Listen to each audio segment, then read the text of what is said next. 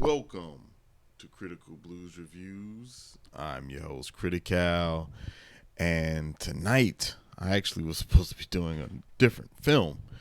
Nikki Lachey said she really wanted to knock out another movie that I was going to do, but she isn't here, and so I decided to go ahead and review another film.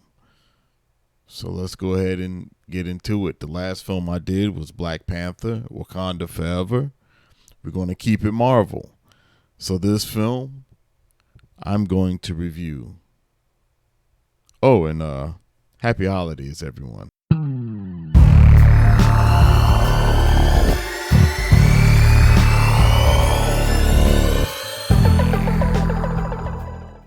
The Guardians of the Galaxy Holiday Special.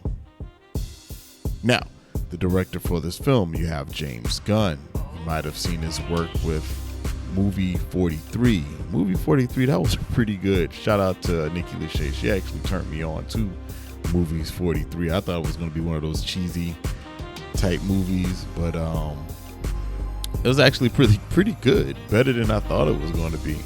So shout you out, Nikki Lachey, for that. That was pretty good. Also, the writer for this film is no other than James Gunn. But he wrote Slither. For those who are not familiar with Slither, if you all seen Night of the Creeps. Yeah, if you all seen Night of the Creeps, it's similar to that. I think maybe the idea came from Night of the Creeps. Yeah, that's what I want to say. Now, the log line for this film. You have space heroes try to make a team member happy by kidnapping his childhood hero Kevin Bacon for Christmas. That's the log line for this film. When I was watching it, I didn't know what to expect. I didn't know what it was going to be about. When I first heard it, like a Christmas special, I don't want to see no dog on Christmas special. But then I started watching it, and I was like, this is pretty interesting. So let me go ahead and get into the characters before I get too far into it. Now, the characters for this film, you have Mantis, played by Palm Clementif. Hopefully I said her name correctly. Now, you might have seen her in Old Boy, the 2013 version.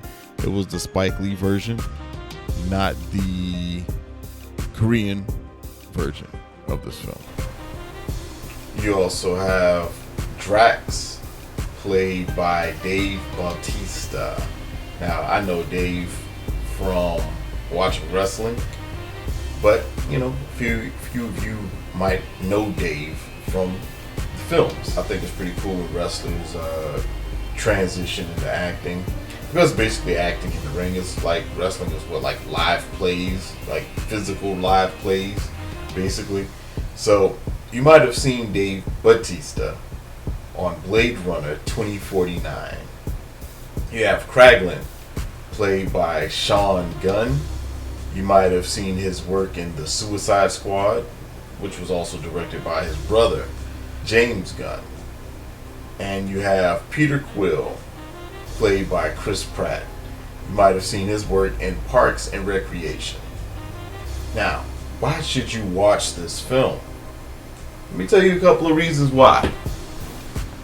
I know I'm in the movie theater.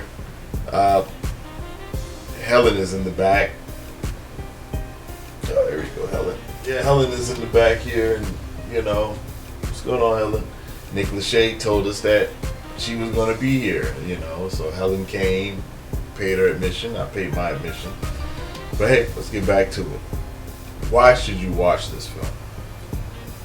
It's a pretty dope Christmas movie. I mean, it has heart. It has love.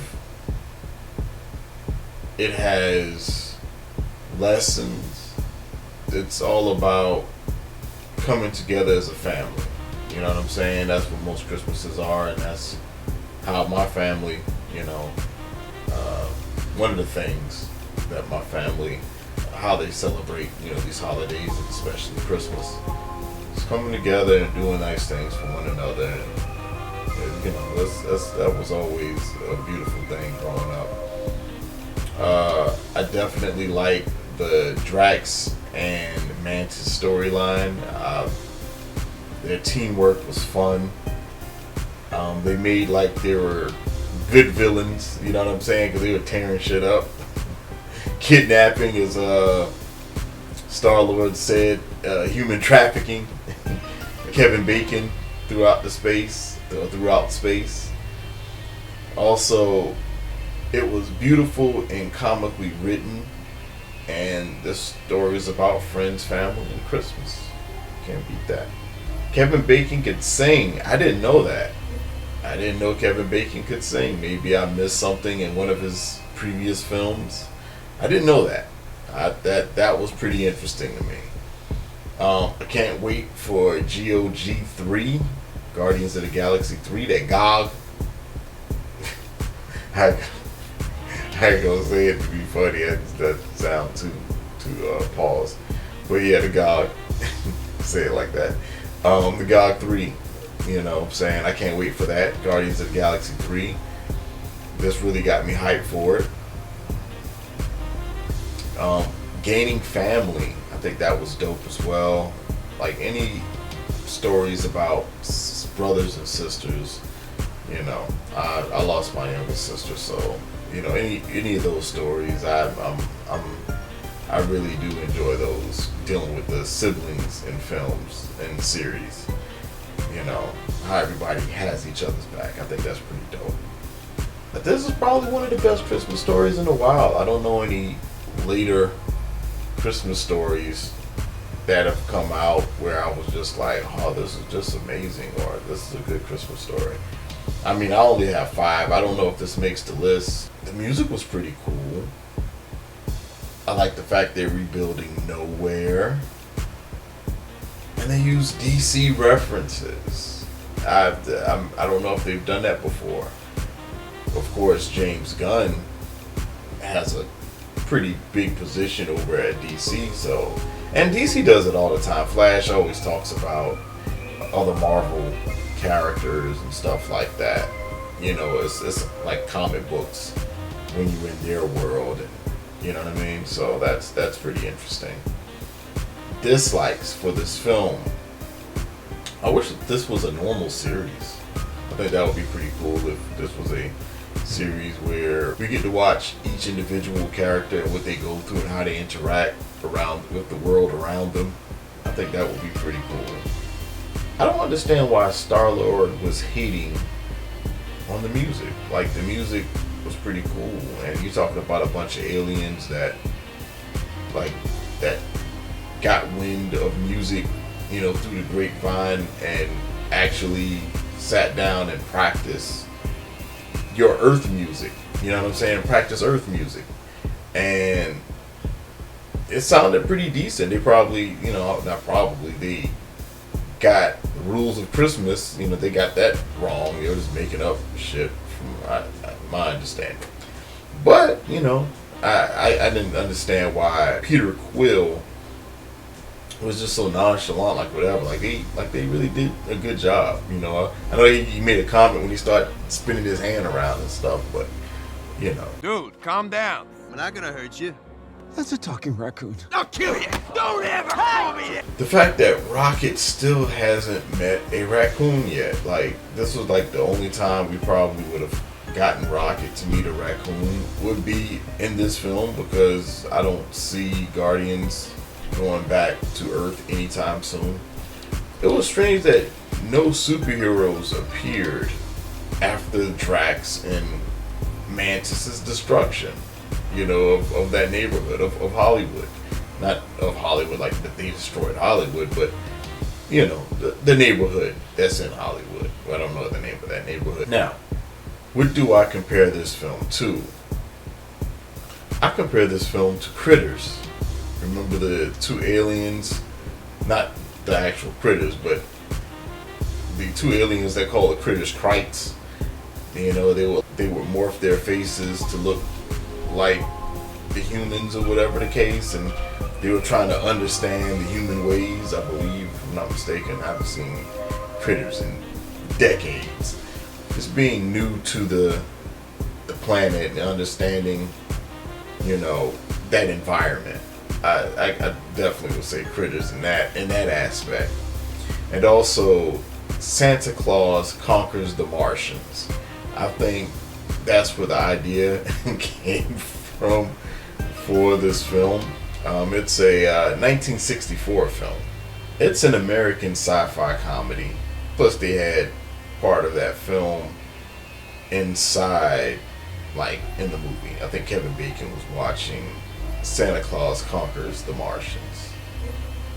So there were some things I just wanted to talk about. I would say that Guardians of the Galaxy is a very consistent title. Some may argue Captain America, but I definitely would say like Captain America wasn't fully entertaining, and you could argue it. But the first one, but even though it was a good movie, but the first Guardians, every Guardians of the Galaxy has been pretty good so far, even this Christmas special. So I definitely have to say this is a very consistent title. I don't know what the deal is with the shots at the actors. It was James Gunn doing. I don't know if it was an inside joke or what, or he just, on some hit 'em up type shit. You know what I'm saying? So I don't know. I totally enjoyed the Kevin Bacon present. While Peter Quill was walking up to the present box, or the gift, the wrap gift. And it started to move, and he had that look like, all right, what the hell is this? You know what I'm saying? He always has that Chris Pratt face. Y'all know what I'm talking about. I don't think I'm doing it any justice. Bucky's arm. I'm wondering. I thought Bucky lost his arm in the conflict, the Civil War, and wasn't his arm destroyed? Or did you just get it ripped off? I don't know. And also, too, shouldn't Peter be little Peter? Shouldn't he be a piece of shit, a little nugget? Because the big Peter is, you know what I'm saying? Not fully, but he's a little dickwad. You know what I'm saying? I don't know if I can say this stuff on YouTube, but he's a little jerkish. Pause. You know what I'm saying? And so I wonder, like, he should have some type of remnants as a kid. They have him like an innocent kid. Every time they show him, he's an innocent kid. Oh, he's such an innocent kid. Like, and then you meet Peter. What I give this film? I give this film 9 funny plastic guys. Yes, that's what I'm going to give this film. Or I can give it 9 candy canes. But instead, I can't believe I said that, I'm going to give it 9 swinging arms. That's what I'm going to get it. Alright, folks. Thank you for joining me for Critical's Blue Reviews. Check me down at the bottom. Click the link. I don't know if you can click it, but yeah. Hopefully you click it. Click the link. Nah, there's no link for you to click. Just hit the like, subscribe. Oh, tell me how you feel. Really tell me how you feel. But I thank everyone for actually giving me a shout out and checking me out. I really do appreciate that and the encouragement. I really do, and thank you so much. Go ahead, like, subscribe, and we're gonna have more stuff for you. You know what I'm saying? You good, Helen? All right, we're gonna have another show. We might as well stay. Me and Helen. I'm gonna probably stay the night here. I got my pillows, got my extra massage. I can just kick back a little bit. Yeah. Excuse my pants. It's pajama pants. So yeah, we're already ready. We're gonna just kick back and just hopefully Nikki Lachey will appear. We can start the review. So I'm just gonna cozy up and go to sleep. And you can reach me on Instagram at Critical Blue Reviews. It's the same with Twitter at Critical Blue Reviews, Critical with a K. You can reach me on Facebook at Critical Blue. And you can check out my video at Critical's Blue Reviews. So yeah, we're gonna go ahead, get comfy, and just wait. I got my little comforter here, and we're just gonna just wait for Nikki Lachey to show up so we can do the review. But y'all welcome to go ahead and head on out. Me and Helen, as long as Helen stay her ass back there, and I'm just gonna stay up here. And yeah.